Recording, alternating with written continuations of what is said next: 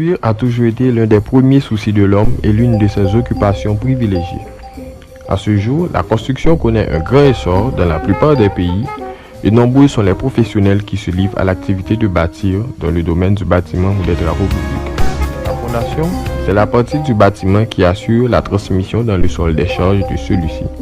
Donc, elle représente un enjeu essentiel de sa construction, car elle assure sa portance et permet de contrôler les tassements dus aux charges qu'il applique au sol et les infiltrations dues à la présence éventuelle d'eau dans le terrain.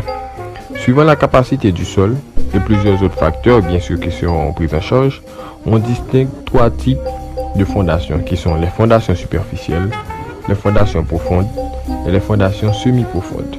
Ces fondations se diffèrent par leur profondeur, leur géométrie et leur fonctionnement.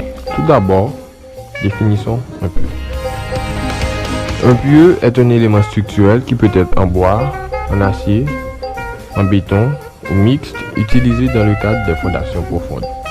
Donc, dans les terrains où les couches superficielles ont une faible portance et ne peuvent recevoir des fondations superficielles ou semi-profondes, il est nécessaire de fonder les ouvrages en profondeur. C'est ce qu'on appelle la fondation profonde, d'où la nécessité des pieux, parce qu'on n'utilise les pieux que dans les fondations profondes. Pour calculer les pieux, c'est-à-dire les dimensionner, plusieurs actions seront prises en charge, telles les actions permanentes qui sont les poids propres, tout ça, ce sont des charges qui sont quasi permanentes. Il y a les actions qui seront dues à l'eau, comme dans les pays où il y a le cycle gel, dégel, tout ça.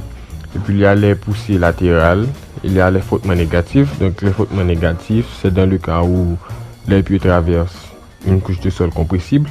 Il y a les actions variables.